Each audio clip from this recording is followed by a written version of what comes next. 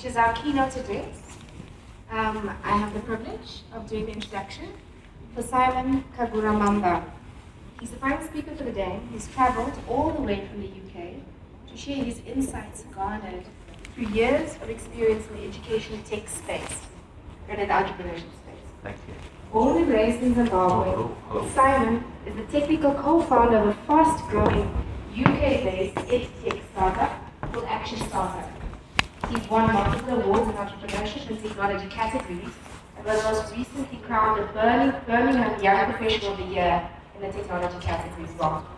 Simon is passionate about Africa, something that's reflected in a long history of pioneering technology across Africa on various levels. From small bespoke software solutions for educational trusts to large high-impact digital solutions for international NGOs such as the ILO and UNICEF. In 2012, one of Simon's personal projects aimed at allowing African businesses and individuals to build fast-loading mobile websites called Zambile was chosen as the best app in Africa by South Africa's IT News Africa publication. After its initial success, the project quickly turned into a mission to create sustainable employment opportunities and digital jobs in Africa for young people. In his current role as the Chief Technical Officer, Simon is responsible for the development of Action Starter's family of education management solutions, which I imagine he will tell us a little bit more about.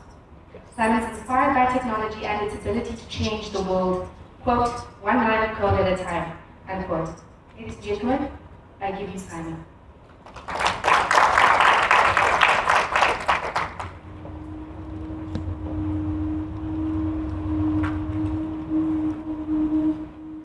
We are wondering what is happening to the world. Everything is changing.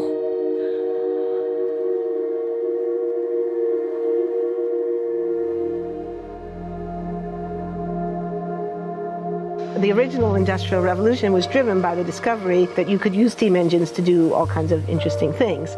But that was followed by additional revolutions for electricity and computers and communications technology. We're now in the early stages of the fourth industrial revolution, which is bringing together digital, physical, and biological systems. One of the features of this fourth industrial revolution is that it doesn't change what we are doing, but it changes us. We need a different economic model. We need a shift to a new system that will allow us to meet the basic needs of every human on the planet, that will live within planetary means, that will be fairer, and that will be focused as its key goal, not on growth per se, but on maximizing human well-being. And history tells us that a values shift is triggered by creation of a new story about how we want to live. The projection of 5 million jobs lost by 2020 to technology is serious, but it's not the main question. Construction, manufacturing, services, public health and education, these industries will still exist. The main question is, what will be the future of work? How will we define work? How will we share the wealth? From the viewpoint of the labor or jobs, now we really need new education or new training. We're working with a World in Motion in FIRST Robotics, trying to encourage students from third grade all the way up through the end of high school. We had students make sailboats, and then we had them race them, and so they could see how quickly they could move. And they immediately went back and started to say, oh, I saw what happened, I'm going to go change this or that. And that was third graders. I just given a prize to a kid of 18 years old that has discovered something really very, very unique. Came up with how to get better productivity and better yields for seeds of corn. And so he basically came with the idea that if you would perforate these seeds, you would get more food. And you think about it and say, but he didn't go to university. So how does he get all that knowledge? And he told me, I've been watching YouTube since the age of 12, and I'm so interested that I've seen everything about it. I've read everything about it. The world is really open to learning. The thing is, how do you give the incentive to your kids to do that? It's this ability of digital technology to change outcomes, to truly empower people all over the world that can create a more equitable growth, because I think the world needs that. We need to take responsibility at every level of society, from the individual and the personal to the institutional to the global, to adapt to these technological challenges and changes, which are redefining what it means to be human, what it means to work, what it means to be completely embedded in this world. Okay, good afternoon, everyone. The reason for showing you that was to set the tone. I think as we come to the end of an amazing day of conversation, deliberation, back and forth, wondering what we can do to solve this education crisis. I call it a crisis because we're in a pretty bad place, and this is not just a South African problem or a national problem or a regional problem. It is happening across the world. I want to start by just thanking all the speakers who've come up today, all the esteemed guests that came in today, the teachers, the thought leaders, the promoters of education. You guys are the heroes of the future. We're here to work as a team to change the way things work. So today, over the next 20 minutes, probably 15 minutes at this point, I'm going to be talking to you about my personal journey and some of the thoughts that captivate my mind when I think about the future of learning and where we're going with things. And it's funny because from listening to everyone today, I've realized that I've been working on this for a very long time without knowing I was trying to solve this exact same problem. So I feel like I've got a whole bunch of brothers and sisters in here that I can connect with after this. And we keep discussing and talking about this problem. So thank you all for coming and spending most of your time here. So what you saw earlier was talking about the fourth industrial revolution. Now, the fourth industrial revolution is pretty much it's a term used to describe where we are now. I think it was Michael earlier spoke about it and described the fact that it was defined a very long time ago, but we're only starting to realize the effect of it now, and more importantly in education. So we have the mechanical kind of production, first industrial revolution, second, third, fourth. We're at this point now where technology is bringing so many possibilities to billions of people. It's connecting devices, it's giving us unprecedented power on a mobile device, storage capacity. All of these dreams from the past are possible today. And it's important to appreciate that because it helps us dream again.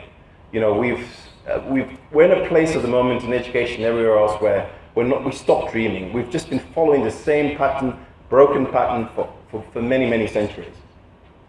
So to conclude, to really get to the core of this, the fourth industrial revolution is changing our world and defining us as humans. It's changing the way we work, and until we wake up and realize that, we'll be caught in a rut. So, as you heard earlier, my name is Simon Kaguramamba. I am the founder of a company called Action Starter in the UK. I'm privileged to have won a bunch of awards. I've spoken in many countries on different continents. And we run a business called Action Starter where we sell a product that helps back-end offices in schools, admissions offices. We help them solve the problem of managing applications. And it's interesting because it was on my last award in 2015 when I was crowned the Birmingham Young Professional of the Year. One of my roles was to go out into the public and talk to people about entrepreneurship.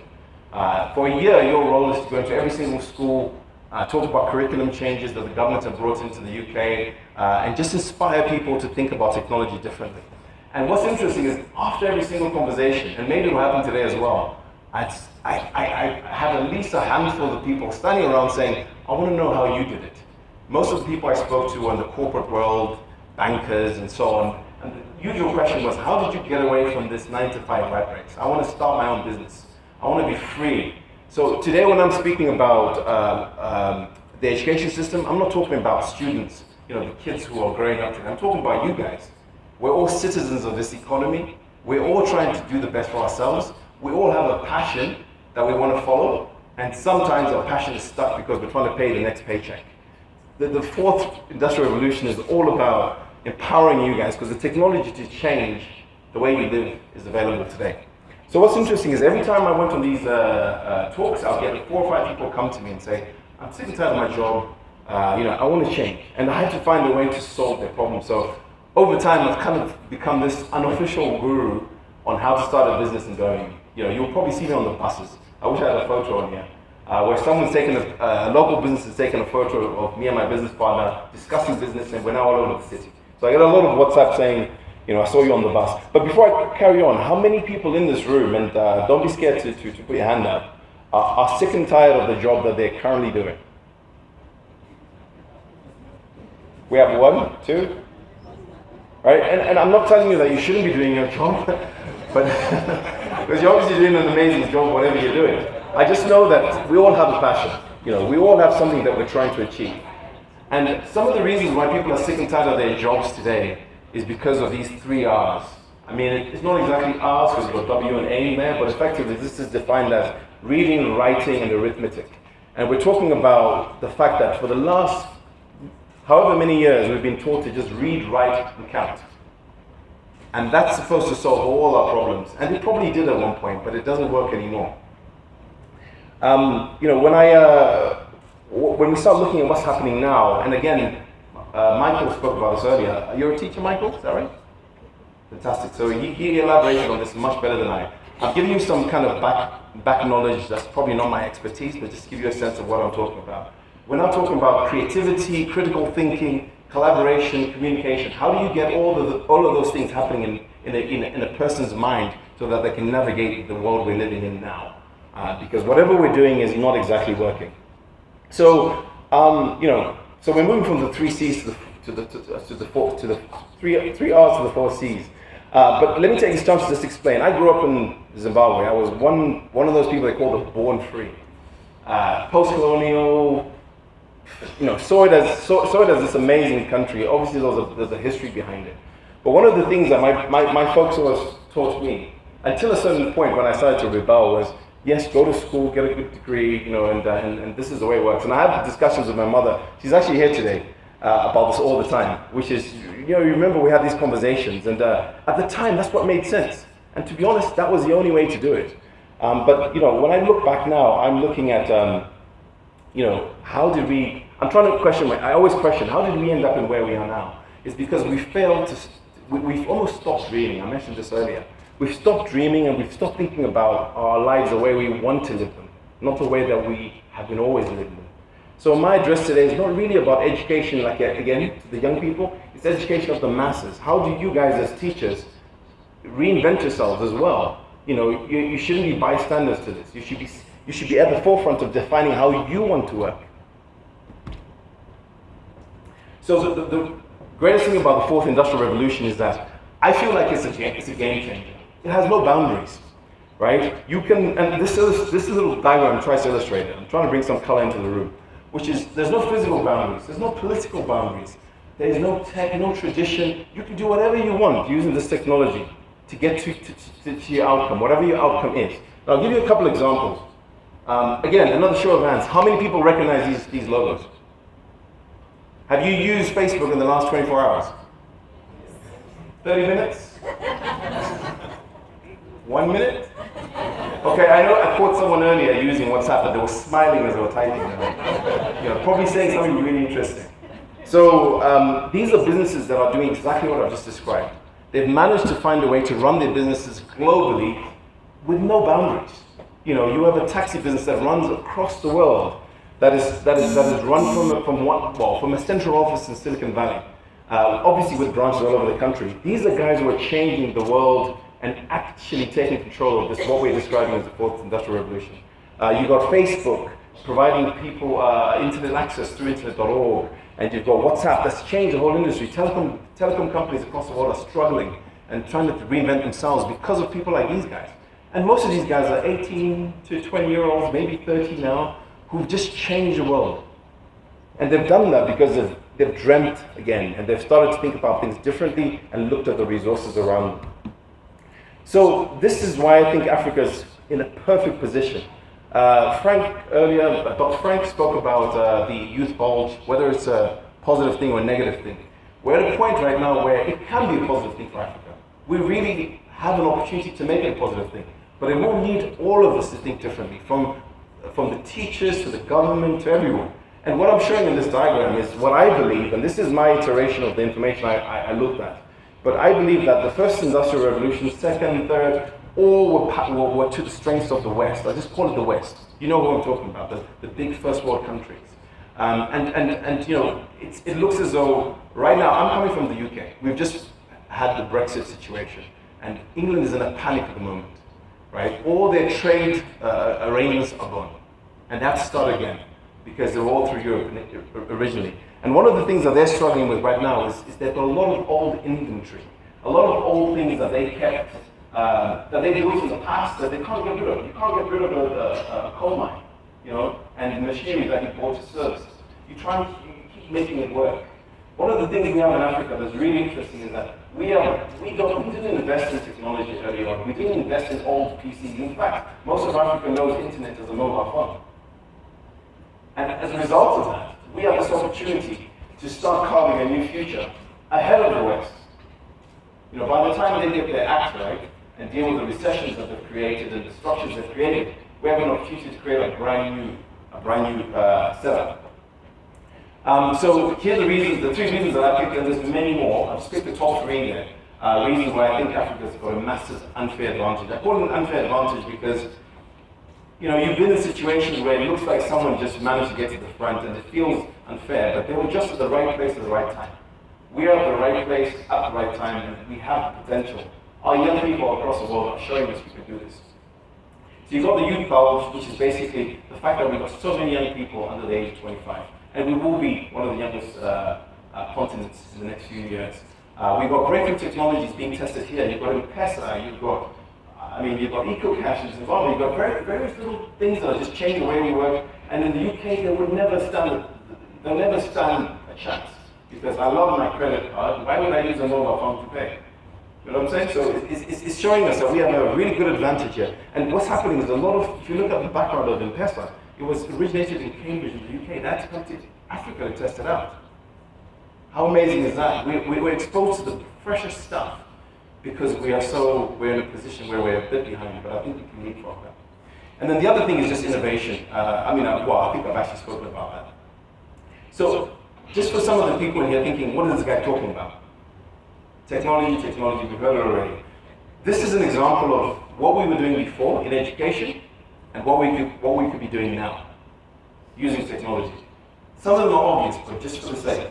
So you've got general curriculums. Up until now, every student is on a standard curriculum. They have to do what, in my days, what Cambridge says. You know, study that, do that, and then do that, and get to this point.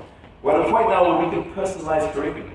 Technology allows us to do that, right? It used to be, it probably was something to do with the time it took to write down everyone's curriculum individually. So someone said, let's just bunch it up and give them one. And everyone will become a scientist or an engineer or a doctor, right? We can change that now. We've got knowledge via books. Before, we had to send books to different areas for people to read and get used to them, and we spend lots of money producing these books. All of a sudden, we have a situation where we can create digital books, right? Think about the impact of a digital book. In fact, a little story. I'm sorry if I end up taking a little bit more time. But a little story out of a family relative who's a Christian, and she goes out and gives books to countries, and she travels abroad, mainly in Africa. And one day she came home, and I was like, hey, what are you doing? She says, I'm currently working on setting up a school. I said, why do you need a school for? She says, well, so the kids can learn. I said, well, have you ever thought about just buying your mobile phones and giving them Khan Academy? Right? It's not a solution to solve teaching or anything like that. It's to solve the problem she's trying to solve now. So her next mission, she went with 20 mobile phones in her pocket. It's a very different experience. I'll rush through this. So you've got your classroom-focused kind of teaching. You've got the whole idea they have to be standing in front of one student, or, you know, we talked earlier about having too many students to one teacher. You know, we have the potential now to digitize that content. Film, you know, the teachers could be taking videos of their learning and exposing it to the whole world. And those kids that we can't reach in the rural areas. We have a chance to change this. And finally, you know, I won't touch on the last one because I think I'm just repeating myself a little bit.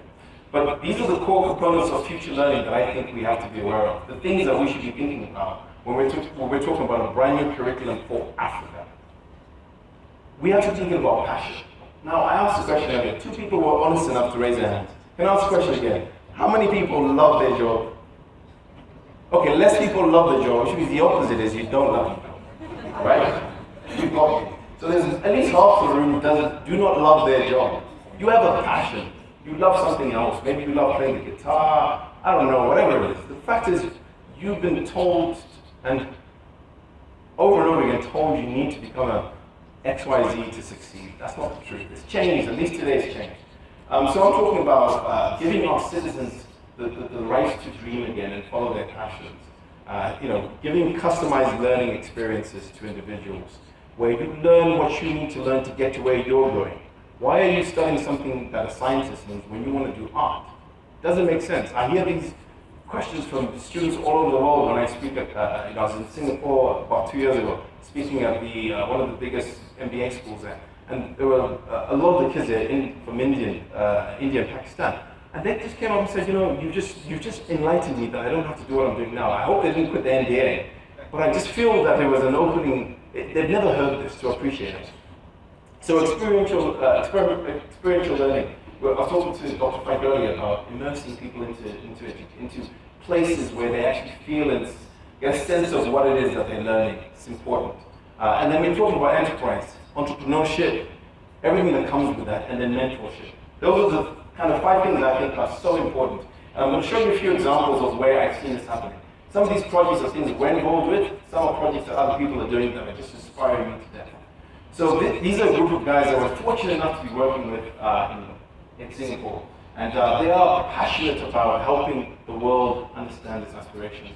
Individuals should know what they want to do in life, not be told what to do. And that little diagram at the bottom is just an example of some mapping that they're doing on a big data level, helping organizations and governments map their whole country and understand how their young people or anyone where they're talented so that they can help them achieve goals.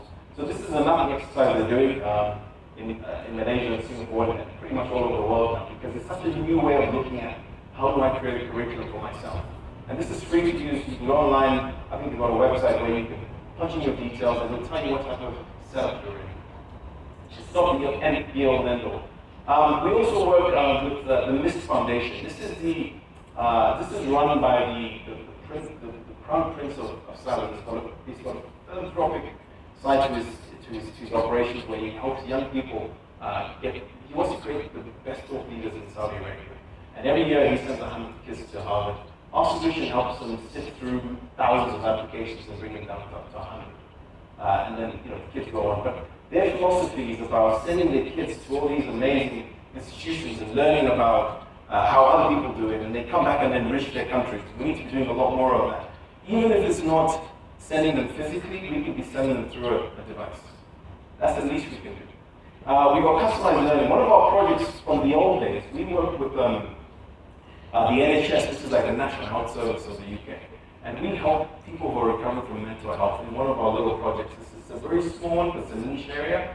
But they found, they came to us, we didn't think about this, they came to us and said, we would love to put everyone on their own individual journey. And the technology was able to do that.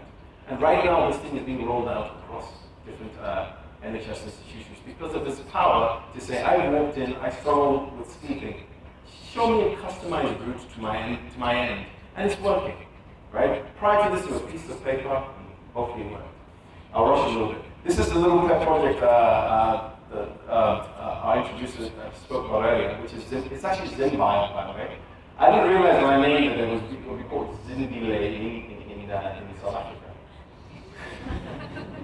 But anyway, at the time it was, I just need a name, I need to get this thing out there.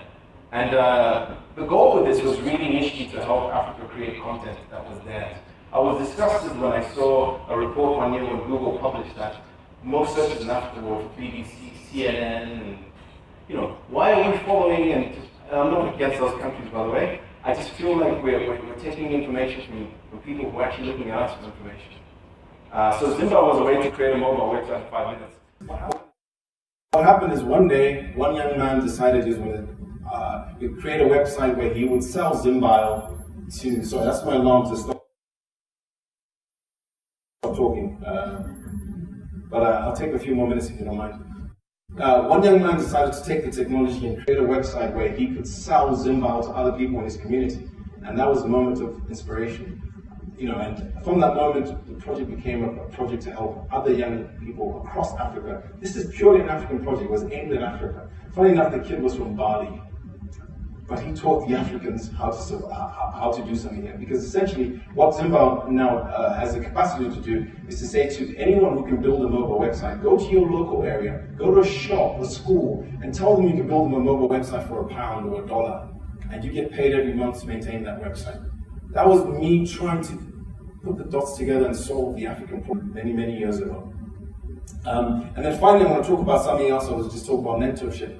Another project I worked on when I first set up Zimba, and a lot of kids were setting up their profiles. I noticed they were putting up profiles on people that they love, footballers. SEN, Ghanaian footballer. He was very popular at the time, and everyone was creating an SEN profile. And they were replicating the same information, and then they'll share with their friends, and their friends would come and take a look at this thing, and they'll comment and things like that. It was pretty interesting. And I quickly realized what the kids were looking for was inspiration. They were looking for something to say, wow. There's a specific kid I remember from Nigeria who created an SEN profile, and he was Nigerian, but Ghanaian, but I guess he loved the guy that much. And I said, and he was the first guy that I invited to this platform to help, to create a profile for SEN on a platform where anyone can see it, be inspired, and the kids actually believe SEN created the profile himself. So they start, hi SEN, can you tell me how to get football boots? Or whatever it is. And it's interesting because they're looking for inspiration. So this site is just about how can we do a who's who of all the amazing Africans across the world and help inspire others to dream bigger. So look, I'm concluding now. I think this ideal ecosystem that I'm selling today, and I'm going to end with a blueprint, is really, it's not going to fix everyone's problem. It's not for one person to fix. We do need all the players playing together. There are ways to get rid of governments if they're a problem. There are ways to get rid of private sector as a problem. I heard earlier someone saying, why are you getting rid of the teachers? We're not getting rid of the teachers. There are scenarios where you don't have access to a teacher. That child still needs to learn. There are scenarios where you do have a teacher. You want to empower that teacher to teach better. So we need governments to connect, to give us the right infrastructure or the right environment to operate as private businesses. We get it, we then invest our money into that infrastructure. Our citizens then get to learn, and then the world starts to reap from us. I think Africa is a producer, not an importer. And at the moment, we're doing a lot of importing of knowledge and other things. When people on the ground actually have it, we just don't know how to access it. So the blueprint I'm putting together, I'm showing you today is just saying, look, this is our current model. This is what we're currently doing. We are currently saying to our young people, go and read, write, learn how to do all of that cool stuff. Pick a couple subjects at A level, O level, and stick with them until you get a degree. When you get a degree, you should get a job. At least this is how it was. And when you get that job, you work hard until you die. That is the reality. I should laugh too. It's funny, but it is the reality. That's what was sold to a lot of people in my generation. I hope that's changing as of today. So the blueprint I'm putting together is basically, look at all the pink areas. Is from a young age, we should know what a young child wants to do. We should really know that. Maybe they're just rowdy in the class, just run around, they've got energy. Give them something, or we need a curriculum that exposes those talents and turns them into something we can grasp and say, look, there's potential here, let me push them along. And then from there, we need to be moving really swiftly from, before you pick a subject or focus on becoming a scientist, there are many types of scientists. Let's understand your learning behavior and get you into a scenario where you are collaborating, creating, having some critical communication, doing the critical thinking, questioning things like, why do we actually, here's a good one, why is a tire round? I'm thinking of way back in the years when they used to have tires made of wood. Someone must have asked, why do we make tires out of wood? Why can't we use rubber? That was a moment of critical analysis of saying, why are we doing that? We should be doing more of that. Uber did that and said, why do we have taxis that are owned by ranks in a specific country? Let's just give everyone an app, right? That type of critical thinking has to start happening. And it's not a one thing you do once and you get gold and you're done. It's happening every single day. Questioning, why are we doing things this way? Why are we continuing on this path? And I feel like this is the model that leads to a solution that says we are producing solutions that we export to the world. Zimbabwe used to be known for exporting food to the world, right? And many countries in Africa are known for producing minerals to the world.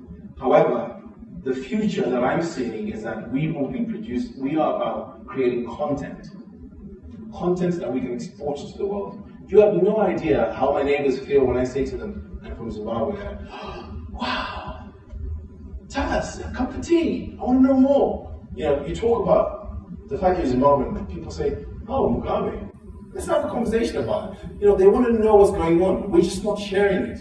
And as a result, we're not reaping the benefits of this kind of industrial age that we're in now.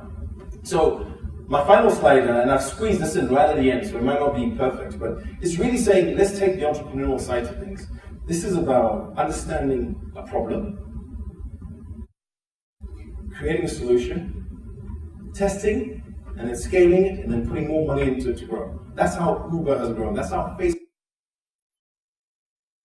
has grown. That's how the guy who's selling eggs at the market is growing. He started off with 1 egg, 2 eggs. People were buying 3 eggs, and he's been growing. And he's been learning and refining, you know, and understanding. When they come back and say, I want the egg hot, he makes sure it's hot the next time. It's that iterative process of solving the problem and getting to a solution. I feel like that's where, after we've taught our kids to think and be creative and all these things, we need to give them direction that says you are the end, you can create the end product. And just to tie this in really nicely, to give you a sense of an example, I was just telling someone earlier about how I met a gentleman in the UK. He's actually a cleaner. And I said to him, and I was sitting at an exhibition, and he says to me, well, I went and sat down to him because it was the last chair, and he says to me, oh, what are you doing? I said, well, you can see my badge, I'm exhibiting. What are you doing? He says, oh, I clean. And he was a bit embarrassed, but he was open about it. He's from Sudan. And he then goes on to tell, I'm like, okay, so what do you do? Like, oh yeah, I just live here, I clean, and I do this. I said, well, no, what are you passionate about? And the minute I said that, and allowed him the room to feel like he could talk about it, he started talking about how he was buying a car from Europe for 1,000 euros, breaking it down and sending it back to Sudan and making double the money. Right? And I said to him, wow. And he started getting excited, like, Simon, this is before I even take the hubcap off and the mirror off, and I can sell that for more money. And, you know, I said, well, so what are you doing? Are you expanding the business? He says, well, no, I'm not. I don't have the money. I said, okay, well, where'd you get investments? Like, oh no, I can't get investments. I said, well, how many people have asked you how you're doing this? And he was like, he took a minute to think, and he was like, oh, actually, I get asked that a lot of times. People ask me how I'm doing it, but I can't tell them because it's a secret, right? If I tell them, they'll take my secret and they'll run with it, and I won't be able to do it anymore. And it's in that moment I said to him, well, have you ever thought that if you just wrote a document? So in fact, I said, has anyone ever offered you money for it? He said, yes. My friend offered me $100 to teach him how I do it. He tried it and he failed because he didn't do this part properly. I said, well, just jot it down, put it on a book, and sell the thing to him, and sell it to anyone who ever asks you, how much money will you make? Will you have to do cleaning anymore? No. So this is an example of how we could be taking the knowledge we have and sharing it. In the video earlier, there was a gentleman who talked about perforating seeds. That information it's now public. You know, it's not information he had to hold on to. He won a prize. He can probably create a package of that and start selling it. African Leadership Fund Academy talked about how they've got a model that they're selling across the world now. What are you selling, sir? Information, right? It's not a book. It's not a computer. It's just information. So what I'm pushing us to think about today is how can we all start becoming teachers teachers to the world. That's the future. That's the future I see for Africa. It's not just this. How do we teach each other now? What you've taught them, what do you want them to do? You want them to turn that knowledge into money. And the world economy today is saying, I will pay you for your money. I will pay to watch a video of you telling me how you woke up today and went to collect water at the well, because it's your experience, it's not mine. I would love to know about that. So I want to leave you on that note and say, look, we have an opportunity to turn Africa into something greater. you guys are the seeds that we're sending out today after this. Just start thinking different. Have these conversations in your staff rooms. Have these conversations in the taxi. I must say, the taxi drivers, the Uber taxi drivers in Malaysia must hate me now. Because every time I get in, I'm like, what do you do? What's your passion? Oh, you know what? I can help you turn your passion. Oh, really? And they get really excited. And at some point, like I said, oh, I heard about you, you know, because I was, you know, they operate in the same area, you know? So I just feel inspired to tell people this, that we are the future. We can change this, and we have all the tools we need today. I'll just end off by saying, again, thank you for coming down today. My name is over there. If you want to connect, you've got my email address. You've got HApply.com is our admission software. Eduate CRM is when we help agents who send kids to other countries. We help them solve that problem. And we give them a CRM for that. And I have a personal blog where I do my talking and sharing of this knowledge. It's called haymakeracademy.com. If you want to know more about that, just go on there or come and get a card from me later. Thank you very much. Thank you so much.